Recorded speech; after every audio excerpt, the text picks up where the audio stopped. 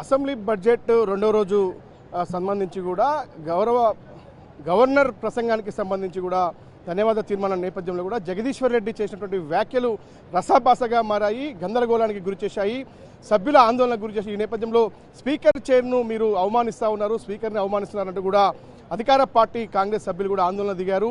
Immediately క్షమాపణ చెప్పాలి, లేదంటే సస్పెండ్ చేయాలంటూ కూడా డిమాండ్ చేశారు. ఈ నేపథ్యంలో సభ వాయిదా పడింది. అసలు ఏం జరిగింది సభలో అన్న అంశం సంబంధించి కూడా ప్రభుత్వ విప్ ఆది శ్రీనివాస్ మనతో ఉన్నారు. సార్, చూస్తామని చెప్పండి, ఏం జరిగింది సభలో? జగదీశ్వర్ రెడ్డి వ్యాఖ్యలు ఏంటి? మీరు ఎందుకు డిమాండ్ చేస్తూ ఉన్నారు? సభను సంబంధించి అగౌరవపరిచారు, స్పీకర్ని అగౌరవపరిచారు, మీరు క్షమాపణ చెప్పండి, సస్పెండ్ చేయాలని డిమాండ్ చేస్తున్నారు. ఏం జరిగింది అసలు?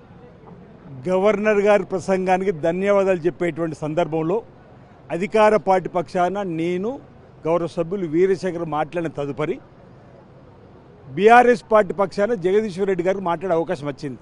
ఆయన ధన్యవాదాలు చెప్పకుండా ఏదో ఒక కథ చెప్పి సభను తప్పుదారు పట్టించేటువంటి క్రమం చేస్తుంటే దాన్ని సరిదిద్దే ప్రయత్నం మేము కానీ స్పీకర్ గారు చేసే సమయంలో ఈరోజు జగదీశ్వర్ రెడ్డి గారి బాడీ లాంగ్వేజ్ ఈరోజు వారు సహనం కోల్పోయి అసహనంగా ఏకంగా స్పీకర్ చైర్ను ఎదిరించే విధంగా అన్నీ మూసుకొని కూర్చోమంటాడు.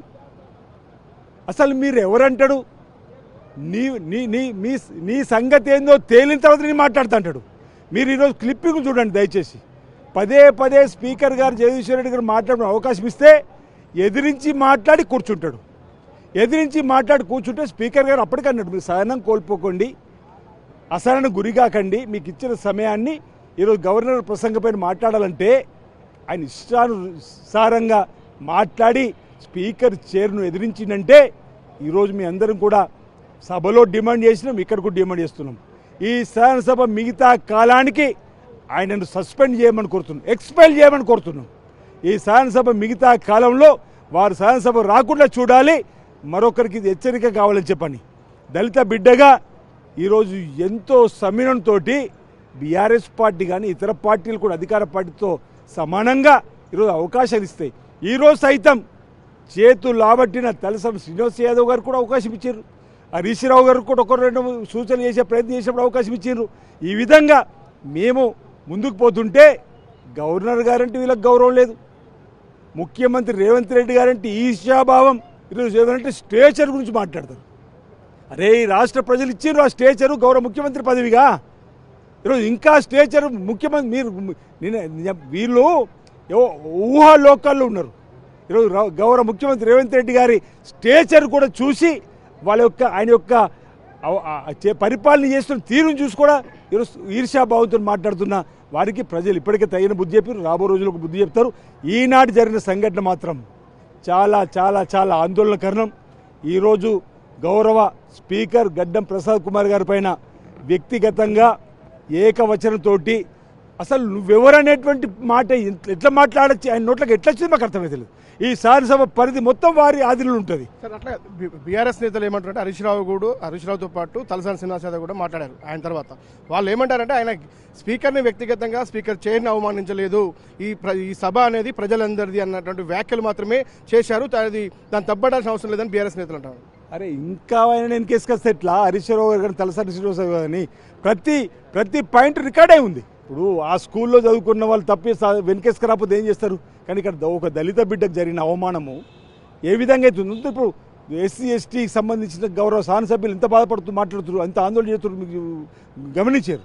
ఈరోజు స్పీకర్ చైర్ను ఎదిరించిన, ఏకవచనంతో మాట్లాడినా అమర్యాదగా ప్రవర్తించి సహనం కోల్పోయి అసహనంగా బాడీ లాంగ్వేజ్లో కనిపిస్తుంది. నిర్లక్ష్యపు ఆ బాడీ లాంగ్వేజ్ నిర్లక్ష్యం మాట. ఏకంగా గవర్నర్ గారు కలగజేసుకుని కూడా జగదీష్ రెడ్డి ఉద్దేశించి ఒక వ్యాఖ్య చేశాడు, మీరు అసహనం పడొద్దు, సహనాన్ని కోల్పోయి మాట్లాడొద్దు అని కూడా అన్నాడు. దాన్ని ఎలా చూస్తాం? అవును, నేను అదే చెప్పబడుతున్నా. గవర్నర్ ప్రసంగంలో మీరు ప్రసంగించండి, మీకు అవకాశం ఇస్తున్నాము, మీరు సహనం కోల్పోతున్నారు, అసహనం కోల్పోకుండా మాట్లాడమని చెప్పిన తర్వాత ఇదే అంటున్నా కదా, పాయింట్ టు పాయింట్ ఈరోజు వీడియో క్లిప్పింగ్స్ అని కూడా బయట ప్రపంచం వెళ్ళాలని కోరుకుంటున్నాను. సార్, మరో మాట చెప్తా ఉన్నారు, ఏదైతే 4 బర్రెల కథ ఆ స్పీకర్ ప్రసంగానికి సంబంధించి ఉద్దేశించి మాట్లాడాడో అది నల్లగొండ జిల్లా మంత్రి కోమటిరెడ్డి జగదీశ్వర్ రెడ్డి కించపరిచే విధంగా మాట్లాడాడుగా మరొక వాదన వినిపిస్తుంది. అది ఏం మాట్లాడాడు? బర్రెల కథ ఏంటి, అసలు ఎందుకు మాట్లాడారు అవసరం? ఇప్పుడు తల తోకలేని కథలు.